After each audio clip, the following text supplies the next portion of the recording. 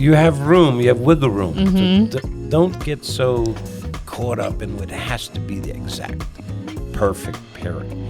It needs to be perfect for you. Welcome to the Behind the Screens podcast. I'm Kate Slentz, your host and contributing food editor for Westchester Magazine.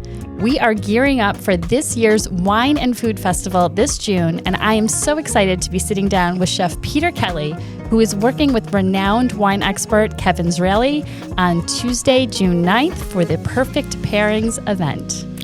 But more importantly, just here hanging out with you, Kate, on this lovely day. I know. Thank you for that very warm and most gracious intro. So I'm very excited about the whole week of Wine and Food for Westchester Magazine. It's been a long road doing it, and this one, in particularly the Tuesday, June 9th pairing that I'm doing with the legendary Kevin Zraly. I'm really Yeah, just you have to put that in there. I'm really just an also-ran whenever he's involved. But it's gonna be a fun night of food and wine. Because you really can't have one without the other. Or at least I can't. No. Maybe you can. But, whenever I'm having dinner, the next question is, what wine are we having? So. Yeah. And how long have you known Kevin? Oof. He wouldn't want me to say, but it's got to be 30 plus years. I mean, I started in the early 80s. I opened the Garrison restaurant in 1983. At that point, I think Kevin went to Windows on the World in 85. I'm not certain, but I think it was 85. But prior to that, he was working up in New Paltz, and I knew who he was from up there. So it's been a long time. He's very funny. He's hysterical. He's not quite as funny as he thinks, but he is very funny. I can't wait till he hears this. Yeah. Oh, the comments. I love that the two of you are kind of teaming up because you are this culinary icon in Westchester County and beyond, like Hudson Valley. I know everybody calls you like kind of the godfather of the restaurant industry in the Hudson Valley. They call me other things, but that's one of them. Yeah. And then we have wine expert Kevin Zraly. So I think, for attendees, it's going to be just like these two icons cooking together, putting together. Like, what was the process of putting that menu together? Did you start with wines? Did you start with food and back into it? We did both simultaneously and then came together to make final selections. But originally, because I'm representing Basso by PXK in Chappaqua, which is an Italian venue, and I'm so excited to be part of that. So the original concept was that we were going to do all Italian wines, but then we started thinking about it. Maybe we should spread it out and make it a little bit more global. So we tweaked out the menu a little bit and sort of found some wines that worked better with the way we were in the direction we were heading. But Kevin and Dan Posner were very helpful in choosing the wines to pair with our dinner. So I love that. they're great. I mean, all the wines would be. We're not trying. It's not like we're opening first growth Bordeaux and Grand Cru Burgundies, but we're opening wines that will pair very well with what we're eating, which is what people want to know. What should we have with this? And Right. It's such a subjective subject. It's like, everyone, they like what they like. So Yeah. I know you and I had this conversation before about wine pairing, and I will say, it's harder and harder, especially in Westchester County, to find staff that is really well educated about wine. And I think it's getting a little bit better, but one of the things that I've always loved about you and appreciated about you is that you are able to kind of bring your knowledge to the table, which I feel like is pretty broad when it comes to wine. You just have to drink a lot. Is that it? It's just a lot of research. Well, and you have to have memory it's also. R&D. That's it. But you always have been so wonderful about, or thoughtful about, pairing great wine and great cocktails with your food. And I think that just speaks volumes to the experience that you always offer at any of your locations, but especially, Basso by PXK. Kate, years ago, the Garrison restaurant, all we did were pairings of food and wine. Dinner was served in 6 courses with 6 accompanying wines. And that's what we did for years and years. Mm-hmm. And so I spent a lot of time pairing food and wine. Yeah. I love that. And so I want to talk a little bit about how it's so subjective, because I think people do kind of feel like, okay, this is a white and it can only go with fish, and this is a red and it can only go with steak. Can you speak to like the flexibility that you personally feel, because we are, talking about subjective, wine mm-hmm. pairing. How do you kind of go about pairing? Well, I think the first thing is you should drink what you like to mm-hmm. drink. And, if I tell you that the best pairing for lamb is a Pauillac from Bordeaux, I'm not wrong. Mm-hmm. But it may not be what you like to drink. Yeah. And so if you prefer a big, rich, hearty, spicy Zinfandel, you can make it work with that lamb as well. Yeah. Now, there's people think of pairing in different ways. I'll give you an example. Sometimes when I'm doing, say, a scallop with a rich cream sauce, I may want to pair that with a rich, buttery Chardonnay that will sort of work with that dish. Mm-hmm. Or I might take a high-acid Sauvignon Blanc and drink it so it cuts through the richness. Mm. So sometimes you want to layer it together, and sometimes you want to... So it is subjective, and that's why you should drink what you like. Salmon is a good example. I like to drink red with salmon because it just tastes better to me. Yeah. But a big, rich Chardonnay works very well with salmon as well. Duck is another one of those things that can work with a very light red or a very intense red also. So you have room, you have wiggle room. Mm-hmm. So don't get so caught up in what has to be the exact perfect pairing. It needs to be perfect for you. I love that.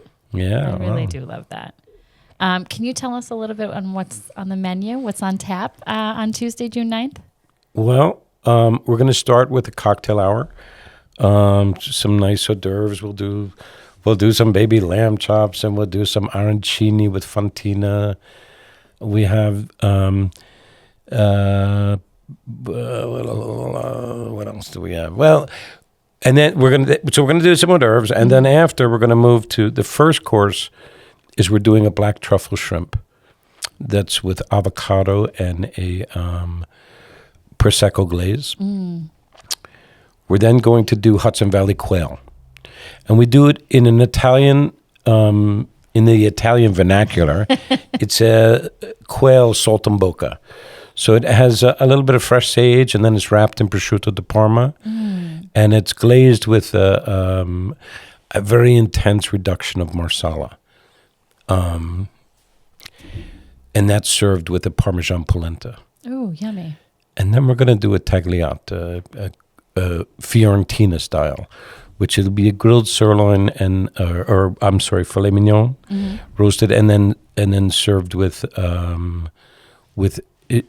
candied shallots. Mm. So sounds delicious. Yeah, it should be okay. And are you having fun? Because you have traditionally in past restaurants kind of played with all different types of cuisines and flavors. And now at Basso by PXK, you're really Italian. I'm really Italian. You're really Italian. Well, I'm really Irish. You're really Irish. I play in Italian in my restaurant. Are you having fun with it? It's been great. Being able to concentrate on one singular cuisine mm-hmm. Has been really fun and a challenge as well, because people like what they like when it comes to their comfort Italian food. Yes. So I don't like to veer too far away from people's wants mm-hmm. and desires. Chicken Parmesan, that's a desire. I mean, people want to get their fix. So that's a staple on the menu. I don't fool with it. I try to make it as best we can. Mm-hmm. It does come with fresh hand-done pasta, which is a little special. But then, to that menu, I mean, we have the orecchiette with sausage and broccoli rape and, rigatoni, alla vodka. We have those things. But then we have other things. We do a veal sweetbread with polenta. We do pasta with sea urchin. We do, so you can always find something. I mean, right now we have soft shell crabs. Oh, nice. That we're doing with the cherry pepper sauce on the side. And so even as the seasons come and go, we try to put an Italian slant on the dishes that we do. And you're open for lunch now, right? We're serving lunch Tuesdays and Fridays. Okay. We also do our Sunday brunch. Tell me about the Sunday brunch. Is it still like a rolling, okay. The Sunday brunch is fun. There's no menu. Yeah. And the food just keeps coming to you, say uncle or tio in Italian. It's just kind of fun. That's the one thing, I will digress for a second because I know I've told you this multiple times and probably never on camera, but one of the reasons I so quickly fell in love with the restaurant industry in Westchester County is because of you, because I was working down here and working on, the art side of things. And we had a cover shoot with you, and you made us eat the food afterwards. And hearing you talk about the food and seeing the passion in your eyes and just your complete graciousness and hospitality. And then I, went to brunch at Bully Bear. And you were so wonderful to me. I brought my parents down from Syracuse. They have never been to anything remotely like that. And to have that kind of rolling brunch just completely wowed them. And then you sent over these special desserts, and I could have cried. But it was didn't cry? That was the point, kid. just pull the tears. But you and then others down here, but I can still distinctly remember not only the flavors, but the way dishes made me feel. And I think that is so impactful when it's 20 years later and I still can feel like I'm there. So first of all, thank you. You don't need to thank me. I thank you, Kate. I mean, thanks for sharing that story. It's I have heard parts of that before. I'm happy that I had some influence on you as a young girl. Mm-hmm. Food is so important to life. And if you think about some of your greatest memories, whether it was your cousin's wedding or your first Holy Communion and that Carvel cake. Yeah. There are things that you remember and just it brings a smile to your face. I can remember, from many, many years ago traveling in Europe and eating in these crazy restaurants and thinking, oh my God, this is just so amazing. And I think about it all the time. And when I've been able to give guests a little bit of that, it's very, it makes me very happy. And there are so many times in the restaurant now that people come in and they tell me that, I had my wedding there and blah, blah, blah, and my father's 50th birthday or his 80th birthday, and they have these memories that, for the good or the bad, I'm part of. Yeah, the memory, and it's a special feeling. It is, and it's those you can speak to those big memories, right? Like those where you're playing such a vital role in the backdrop of what's going on, but also it's even your take on hospitality, your thoughtfulness when it comes to creating menus. It speaks volumes because I can even think about moments that I've had just stopping by a restaurant on, a Thursday night, or, you're one of the first places I went to right after COVID, that was doing indoor seating when we were allowed to come back to restaurants. Right. And to, to be so triggered in a positive way, when I think about you and when I think about your food, I think just speaks volumes. And we can sit here and go through your resume, which I'm sure most of our, listeners and watchers know already. But the fact that you've impacted so many, like not only at the restaurant, but also in the industry itself, I just, thank you. Well, I'm happy for whatever small part I am within the industry, and particularly in the Westchester neighborhood. What's always driven me is that it's important that when guests sit in the restaurant, they relax and have a good time. Mm-hmm. But what I always want to know is, what do they say on the ride home when they get home? That's what's important. It's like, how do they really feel? Yeah. Because they tell you that, oh, yeah, it was delicious. I loved it, blah, blah, blah. And then they go home and say, hey, it wasn't as good as the last time. Or not. Or they say, we just love going there because we relax. And that is the most important thing. Mm-hmm. People go out to enjoy themselves and to relax. Yes, they want a good meal. And I hope that we deliver that the majority of the time. Mm-hmm. Something north of 99%, but that's our hope. But what we want to be good at is getting people to relax and enjoy. That they come for the food, but they come back for the service. At Basso by PXK, we have a terrific service team that is great at what they do. And that is just being nice. They may not have all the answers, but they are going to treat you as you would like to be treated. I hope. Mm-hmm. If not, you let me know and I'll get a bigger stick to hit them with. But they are wonderful people. And for me, I've never looked to hire professional cooks, professional waiters. I want to make them. Yeah. I want them to start. I would like them to start at the bottom and work their way up, and those are have been my best employees for years and years and years. When they learn what it is we want to do and can deliver that. Yeah, you get to mold them a little bit. Yeah, which is nice. Yeah. Now you started 23 years old, correct? Yes, that's correct. Yeah.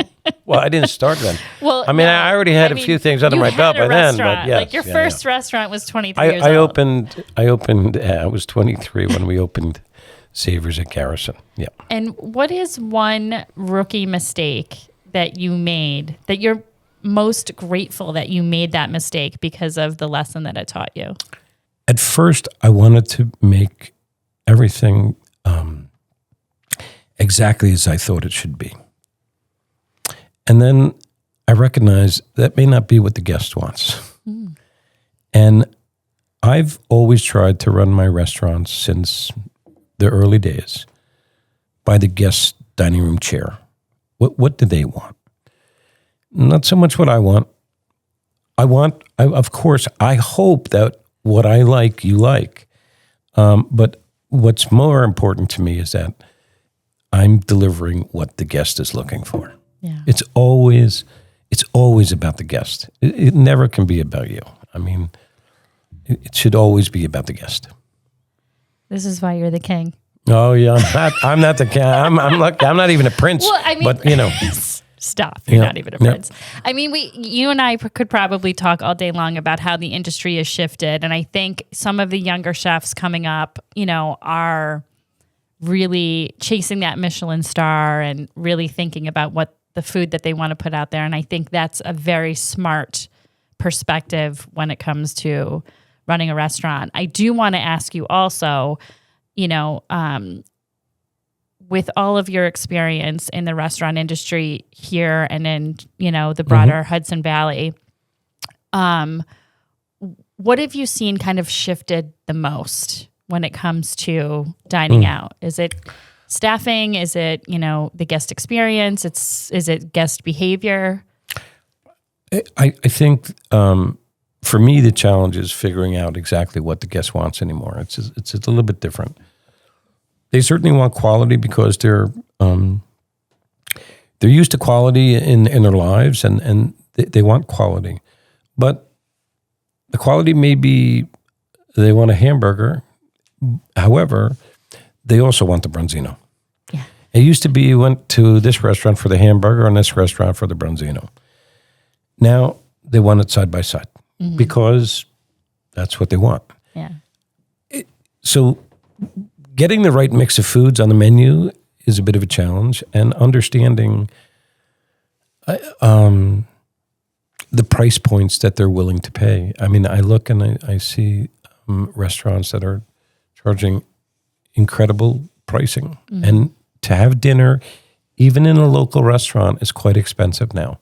You have to be able to deliver what the expectation is, because it's not that they won't pay, it's that they want their money's worth. They want the value. So if the value is perceived to be good, then you're okay. If the value quality ratio is not, it's a problem. There's been a lot of changes, particularly in the last, 15 years in the industry. I think that the exuberance and the energy that a lot of the youth in the kitchens is bringing so much to the table. But I'm concerned that there isn't as much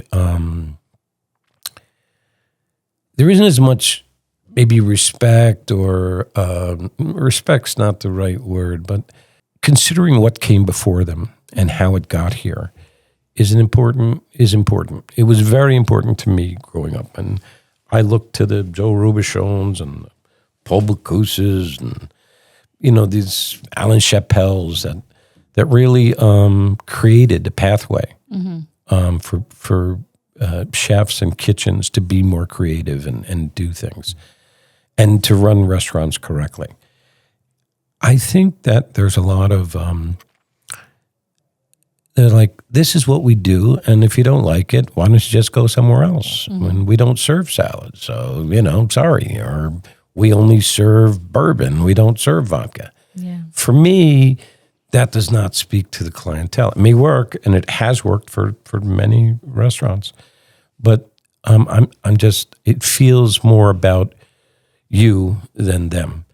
It's the same thing in music selection in a restaurant. I mean, if you're playing music that your guests don't want, what is the point? Yeah. Even though you love it. Yeah. So you have to find the balance between the two, between introducing guests to something new and a different way to dine, perhaps, but also giving the guests the experience they're looking for. Right.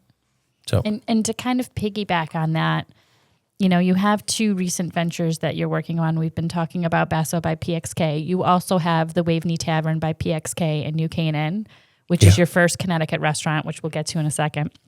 But you're kind of like leaning into this sophisticated tavern in New Canaan and then this contemporary like Italian feel in Chappaqua.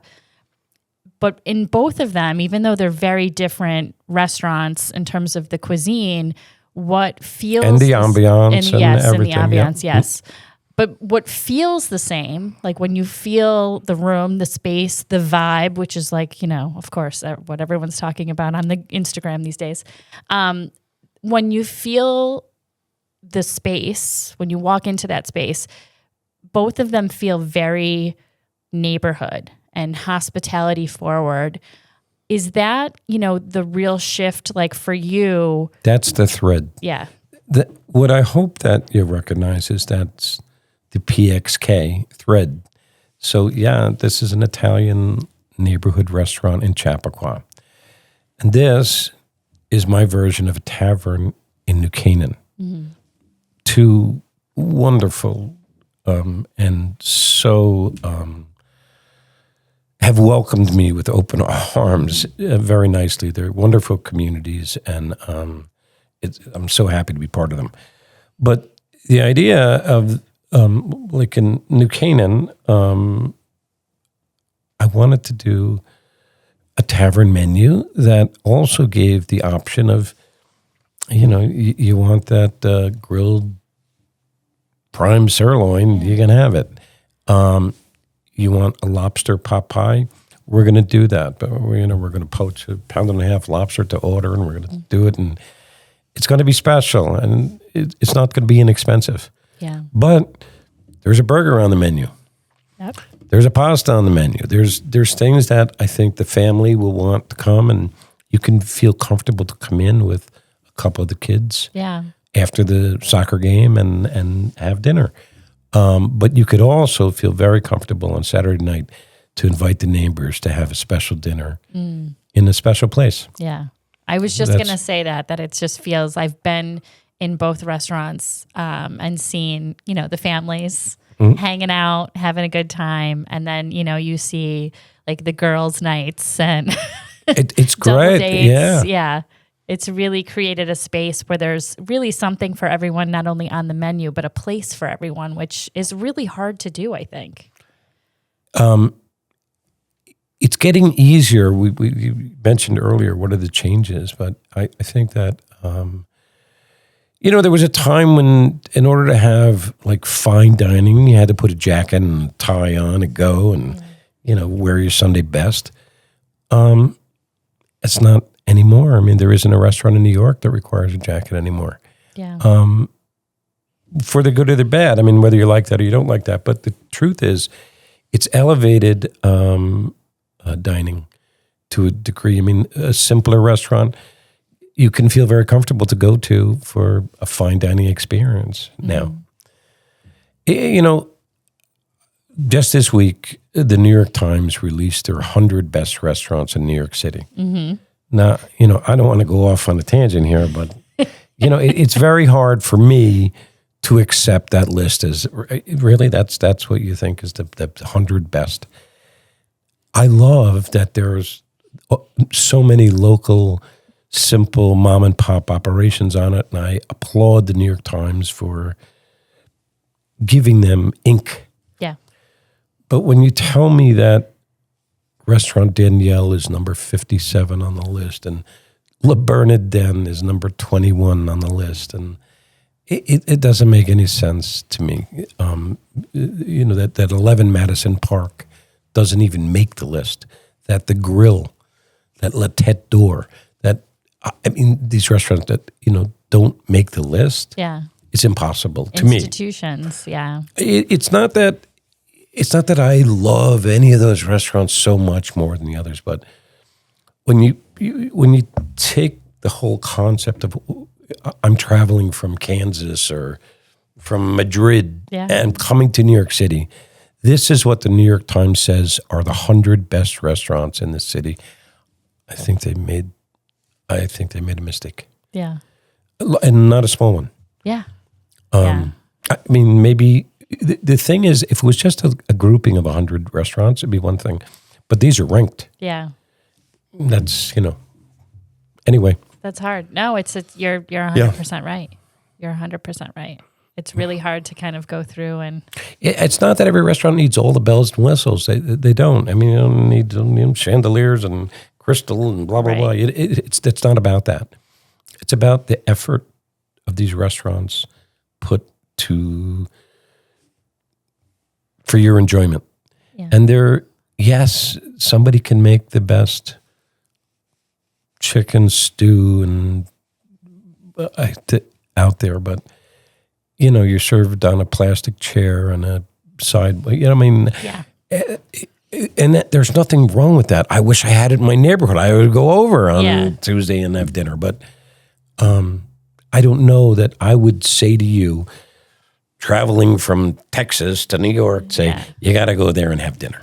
Well, I think the thing that you and I also talk about quite often, and what the point that you're making here, which I think is really important, is that you're looking at not just the menu and the food that's in front of you, but the entire guest experience. And it's really, you're 100% right that it's really hard to say, like Danielle or Le Bernardin when you are comparing it to restaurants that might not have the same level of look, feel, hospitality, thickness of carpet, but also just even and I use this, I hate using this word, but impact is probably a better word.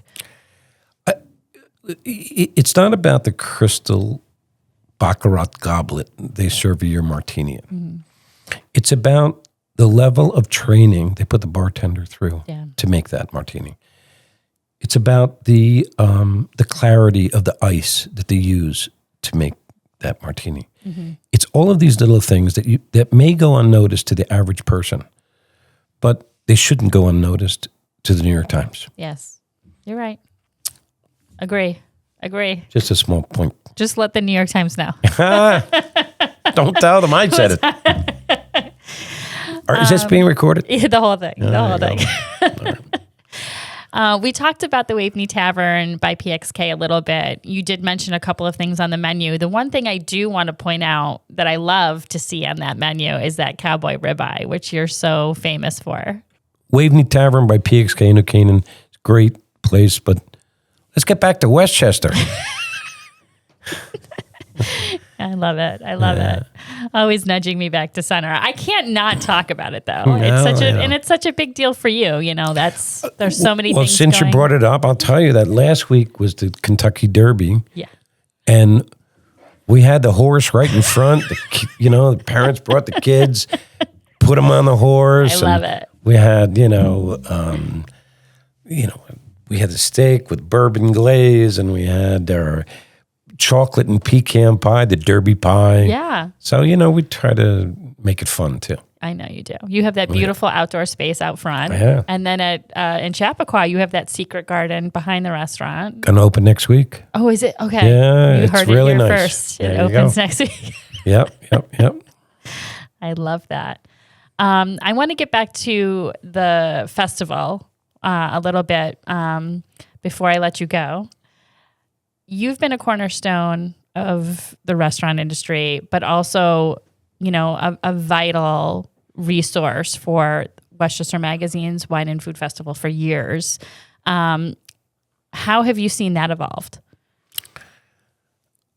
It started out as a fairly simple. Ralph Martinelli, my old friend, died suddenly several years ago, called me and with Liz Bracken Thompson to see if I thought that a wine and food festival in Westchester would work.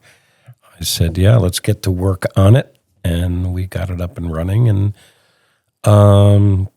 it went from a day or two's event to a whole week of events. So I've seen it evolve from the wines that we're able to present. Kevin Zraeli has contributed so much to it. Agreed. Having a retailer like Dan Posner from Grapes in North White Plains running the wine side of it, it just keeps getting better and better. And whether it's the Burger Bash or it's Perfect Pairings Dinner or the Wine Collectors Dinner, which this year is at the Kittle House. Yes. The newly renovated Kittle House, which is beautiful. We were just there the other day, and it is beautiful. They did a nice job. They did a more than a nice job. They did a great job. But, and speaking of institutions, they are, and always hard to go into one of those and redo it. But the Perfect Pairings is another example of Briarcliff Manor, which is stunning also. That was the original Maison Lafitte, which was, an old classic Westchester restaurant. And it is beautiful. It looks like Tara from Gone with the Wind. Oh, it does. You're right. Yeah. That's so funny. Anyway, so the Wine and Food Festival just keeps getting bigger and better every year. The grand tasting with the, seminars by Kevin will be amazing. Lots of great restaurants participating. The Westchester restaurant community this event wouldn't be possible without them. Right. Because they are the backbone of this event. And you're going to eat great. You're going to drink great. Yeah. I wish I could name every restaurant that is participating because they all deserve it and they do such a great job. But if I name one, then I'll get in trouble for not naming the other All of them, yeah. 100. Don't name anybody. Don't get in trouble. Okay. We'll send them over to westchestermagazine.com and they can check out the There you list go. there. That's what they should do. Exactly. Well, I am so excited that you swung by today. I'm really, really just cannot wait to sit down with you and Kevin at that Perfect Pairings dinner on Tuesday, June 9th. It's going to be great. It's going to be great. Kate, thanks very much for having me. I'm honored to be sitting at the same table with you. You're so kind. You're so kind. It's a true pleasure. And thank you again for literally everything that you've done. Thank you. The best. Pleasure. That's it for today's episode of the Behind the Screens podcast. Thank you so much to Chef Peter Kelly for coming by. We hope to see you June 9th at the Briarcliff Manor for the Perfect Pairings event with Chef Peter Kelly and renowned wine expert Kevin Zraly. Check us out on all your favorite podcast platforms.